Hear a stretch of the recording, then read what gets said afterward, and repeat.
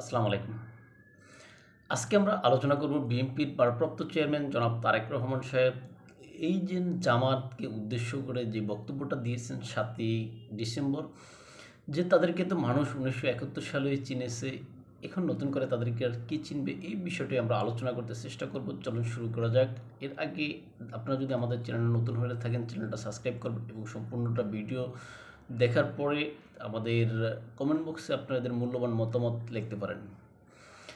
আপনারা জানেন যে এই যে বিএনপি এবং জামাতের ভিতরে যে সম্পর্ক, সেই সম্পর্ক অত্যন্ত গভীর ছিল। বিশেষ করে এই যে বিএনপির পক্ষ থেকে কিন্তু জামাতের দুইজন ব্যক্তিকে, শীর্ষ পর্যায়ের দুইজন ব্যক্তিকে ২০০১ সালের পরে তারা কিন্তু মানে ১ সালের পরে যেই বিএনপি জামাত যে সরকার গঠন করছে, সেখানে কিন্তু দুজনকে মন্ত্রিত্ব পর্যায়ে পদ দিয়েছিল বা মন্ত্রিত্ব দিয়েছিল। এখন জামাত কিন্তু বিএনপির সেই পুরনো বন্ধু, যদিও আওয়ামী লীগ কিন্তু এতদিন পর্যন্ত এই জামাতকে সবসময় কিন্তু অন্য চোখে দেখতো, অর্থাৎ যুদ্ধ অপরাধী হিসেবে বা যেটা বলেন যে স্বাধীনতা বিরোধী হিসেবে, এরকম বিষয়গুলো আওয়ামী লীগ সবসময় বলতো। তাই আওয়ামী লীগ এত বেশি পরিমাণে এই বিষয়টা বলতো, এই কারণে কিন্তু সাধারণ মানুষ, বিশেষ করে কিছু মানুষ, এটাতে হয়তো কেউ বিরক্ত বোধ করতে পারেন, কিন্তু আসলে যেন আওয়ামী লীগের কথাটা সঠিক ছিল বা আওয়ামী লীগ যে সমস্ত কথাগুলো বলছে, ওই কথাগুলো নিছক কোনো কাল্পনিক কথা বলেনি, সেটা আমরা এই যে ৫ই আগস্ট আওয়ামী লীগ সরকার পতনের পর থেকে আমরা কিন্তু সাধারণ জনগণ বা ম্যাঙ্গো পাবলিক যারা আছে, আমরা কিন্তু বুঝতেছি আর যেন আওয়ামী লীগের কথাটা সঠিক ছিল। কিন্তু বিএনপির তো আসলে জামাতের সাথে দ্বন্দ্ব লাগার কথা ছিল না, কেননা বিএনপি জামাত কিন্তু তারা সেই পুরনো বন্ধুত্ব বা পুরনো সেই কি বলে যেন সাধারণভাবে যেন এক হাঁড়ির ভাত খাওয়া। এখন সেই বন্ধুত্বে হঠাৎ করে কেন ভেঙে গেল, সেটা আসলে অদৃশ্য কোনো কারণ আছে, অথবা আরেকটা বিষয় যেটা বলা যায় যেন আসলে যেন ক্ষমতার লোভ মানুষকে সব কিছুই করে ফেলে। কেননা বর্তমানে জামাত যে পজিশনে আছে, বর্তমানে জামাত যেটা চাচ্ছে যেন তারা যে করেই হোক তারা সরকার গঠন করবে বা তারা নির্বাচনে জয়লাভ করবে, এরকম কনফিডেন্স তাদের ভিতরে দেখা যায়। এখন এইরকম কনফিডেন্স এর ক্ষেত্রে তারা যেটা দেখাচ্ছে, কিন্তু আদতে জনসমর্থন তাদের কতটা আছে সেটা নিয়ে কিন্তু বিশাল এখানে বড় ধরনের প্রশ্ন তোলা যায়। কেননা আপনারা জানেন যে বাংলাদেশে এত মানে যে কয়টা নির্বাচন একদম গ্রহণযোগ্য হয়েছে, ওই নির্বাচনগুলোর দিকে যদি তাকান, এখানে আপনি যে সমস্ত বিতর্কিত নির্বাচনগুলো বাদ দেন, বাদ দিলে এই বৈধ নির্বাচনগুলো, সেগুলা ফলাফল দেখেন আপনি, আওয়ামী লীগ বা বিএনপি এদের বেশি ভোট তো আর কেউ পায় না। হয়তো 30% 35% ভোট আওয়ামী লীগ পেয়েছেন, না এতে 30% বা 32 34 37% ভোট বিএনপি পেয়েছে। হ্যাঁ, এখন জামাত কখনোই এককভাবে মনে করেন ৫ ১০ ১৫% ভোট এর বেশি পাইতে পারে নাই।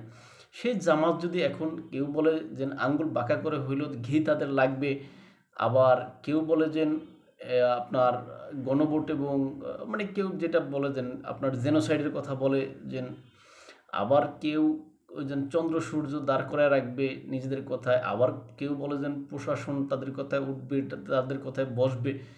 এরকম কথাবার্তাগুলো শুনে আসলে বিএনপি যে আসলে তাদের ভিতরে এখন কি বলে যেন এক ধরনের আহ, প্রতিহিংসা দাঁড়ায় গেছে বিএনপির ভিতরে, দাঁড়ানোর কথা। কেননা তোরা এতদিন পর্যন্ত আমাদের সাথে ছিলি, আমাদের দলের নাম মাঙ্গাতি, এখন তোরা কেন এরকম উল্টাপাল্টা কথা বলস? তাই বিএনপির পক্ষ থেকে আসলে বিএনপির সর্বোচ্চ মির্জা ফখরুল ইসলাম আলমগীর সাহেব একটু কথা বলতে চাইতেন অল্প অল্প করে, তিনি আসলে স্বল্পভাষী মানুষ, তো বেশি কথা কিন্তু বিএনপির এই মহাসচিব মির্জা ফখরুল ইসলাম আলমগীর বলেন না। এখন বিএনপির পক্ষ থেকে সর্বশেষ তারেক রহমান যে বক্তব্যটা দিলেন, এটা বলার পর আসলে যেন বিএনপির দলগত বক্তব্য এটা বলা যায়। এখন যদি মির্জা ফখরুল ইসলাম আলমগীর দিতেন, অথবা সালাউদ্দিন সাহেব দিতেন, অথবা মির্জা রিজভী সাহেব দিতেন, তাহলে আমরা ধরে নিতাম যে আসলে এটা তাদের নিজস্ব ব্যক্তিগত বক্তব্য, এটা দলীয় বক্তব্য নয়। কিন্তু যেখানে তারেক রহমান সাহেব বা এই যে বিএনপির যিনি চেয়ারপারসন বেগম খালেদা জিয়া যদি যে বক্তব্যটা দেন, ওইটা আসলে দলের বক্তব্য হিসেবে আমাদেরকে ধরে নিতে হবে। এখন এই বিএনপির যে দলের বক্তব্য, এই দলের বক্তব্য হিসেবে যে জামাতকে উদ্দেশ্য করে তারেক রহমান যেটা বলেছেন যে তাদেরকে মানুষ ১৯৭১ সালেই দেখেছে, এখন এটা আসলে এই কথার অর্থ গভীর অর্থ বহন করে, এটা কিন্তু যারা সাধারণ মানুষ তারাও বোঝে। এখন এই যে ১৯৭১ সালে জামাতের ভূমিকা নিয়ে এতদিন পর্যন্ত যেটা আমরা বললাম যে আওয়ামী লীগের শুধু প্রশ্ন তুলত, এখন এই কথার মাধ্যমে বিএনপিও কিন্তু 1971 সালের বিষয়ে জামাতকে খোঁটা দিয়েছে বা বিএনপি এখন কিন্তু এই যে জামাতের তখনকার কার্যক্রম নিয়ে এখন কিন্তু প্রশ্ন তুলছে, সামনে দেখা যাবে আরও বড় ধরনের প্রশ্ন তুলবে। সেখানে তারেক রহমান যে ইঙ্গিত করতেছেন যে তারা দেশের আমাদের দেশের যেই মানুষদেরকে হত্যা করা হয়েছে, আমাদের ভাই বোনদেরকে হত্যা করা হয়েছে, আমাদের মা বোনদের ইজ্জত কেড়ে নেওয়া হয়েছে, এই সমস্ত সব কাজই তো জামাত করছে। আবার আমরা দেখছি যিনি আম জনতা পার্টির আম তারেক হিসেবে পরিচিত, সেই আম তারেকের একটা ভিডিওতে আমরা দেখলাম যে তিনি যেটা বলছেন যে আসলে বাংলাদেশের যে যুদ্ধটা অল্প দিনে শেষ হইতে পারতো, সেই যুদ্ধটা জামাতের কারণে 9 মাসের সময় লাগছে। কিন্তু অর্থাৎ দেশীয় এই দোসরগণ, অর্থাৎ দেশীয় যে সমস্ত আলবদর, আল শামস, এই সমস্ত দোসরগণ পাকিস্তানের ছিল, তারা পাকিস্তানিদেরকে সর্বাত্মক সহযোগিতা করছে, এই কারণে যুদ্ধটা দীর্ঘায়িত হয়েছে। যাক, যে যেটাই বলো, কিন্তু আমাদের এখানে মূল আলোচনা ছিল যে এই যে তারেক রহমানের যে বক্তব্য, এখন তারেক রহমানের এই বক্তব্য আসলে জামাত কিভাবে খণ্ডন করবে বা কী করবে। এখন তারেক রহমানের এই বক্তব্য, এটা যদি আমরা নিছক রাজনৈতিক কথা হিসেবে দেখি, এটা এফিতে মনে হয় এটা হওয়ার কারণ নাই। কেননা আমি এতদিন পর্যন্ত মনে করতাম যে বিএনপি এবং জামাত যেই কথার লড়াই এতদিন পর্যন্ত আমরা শুনতাম, সেটাকে আমি সন্দেহের চোখেই দেখতাম। কেননা আমি ভাবতাম যে তারা আসলে গোপনে গোপনে একই, কিন্তু উপরে আমাদেরকে দেখাচ্ছেন তাদের ভিতরে বাজাবাজি আছে। হ্যাঁ, যেমন একটা গৃহপালিত যেই বিরোধী দল গঠন করার মতো, সেই কাজটা হয়তো জামাতকে দিয়ে বিএনপি করবে।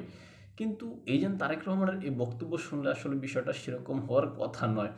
এখানে সবাই সরকারে যাইতে চায়, যেমন বিএনপি সরকারে যাইতে চায়, তদ্রূপ জামাতও যাওয়ার দাবি করে।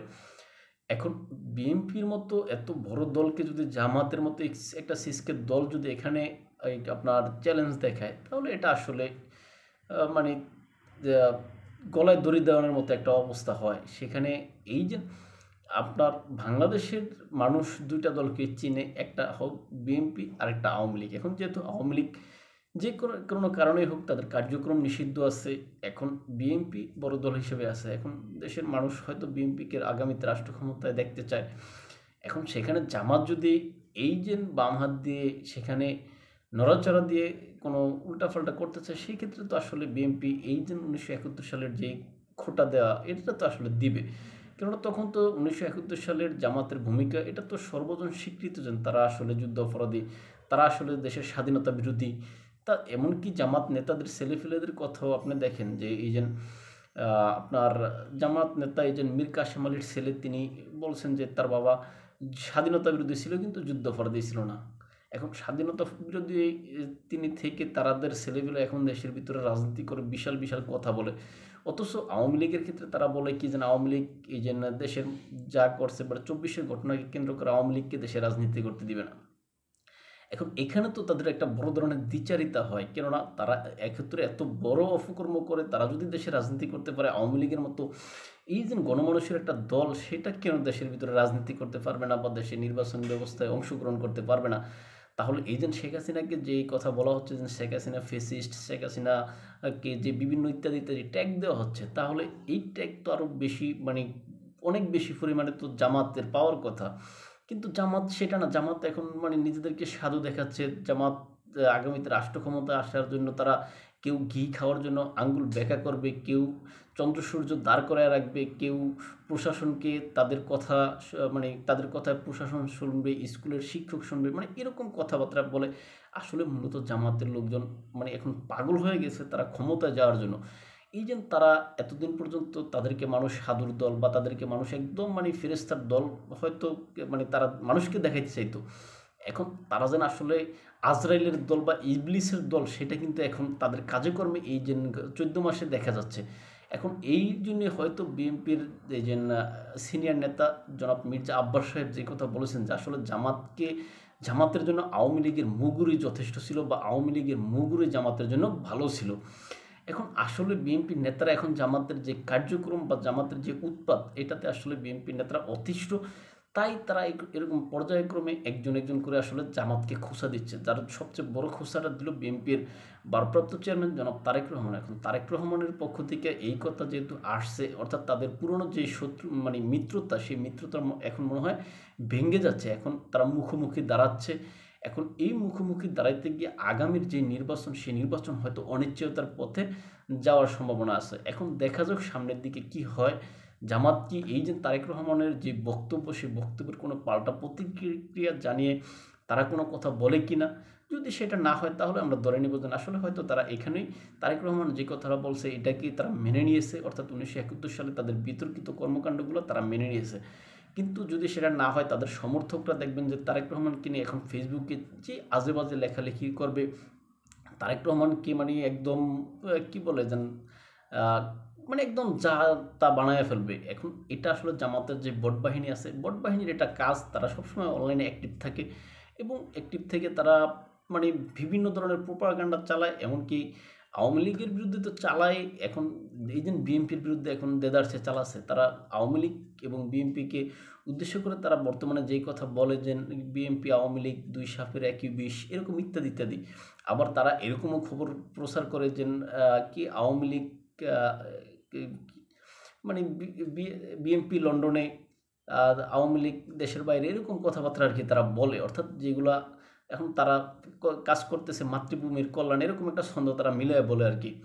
হ্যাঁ, এখন এই যে জামাতের যে সমস্ত কথাবার্তা, এই সমস্ত কথাবার্তা হয়তো বিএনপি নেতাদের এখন গা জ্বালা হচ্ছে। এই জন্য বিএনপি নেতারা আর প্রতিক্রিয়া না দেখে থাকতে পারতেছে না। তাই এরা এখন বিএনপির নেতারা, এমনকি বিএনপির এই যে ভারপ্রাপ্ত চেয়ারম্যান জনাব তারেক রহমান নিজের অভিব্যক্তি ব্যক্ত করেছেন বলে আমি মনে করি। তো ভালো থাকবেন সবাই, দেখাবো অন্য কোনো ভিডিওতে অন্য কোনো বিষয়। আমাদেরকে যদি আপনারা ফলো করতে চান ইউটিউব এবং ফেসবুকে স্বপ্নচারীর কথা নামে, ইনস্টাগ্রাম ও টিকটকে এনায়েত হোসেন নামে দেখতে পারেন। আল্লাহ হাফেজ, আসসালামু আলাইকুম।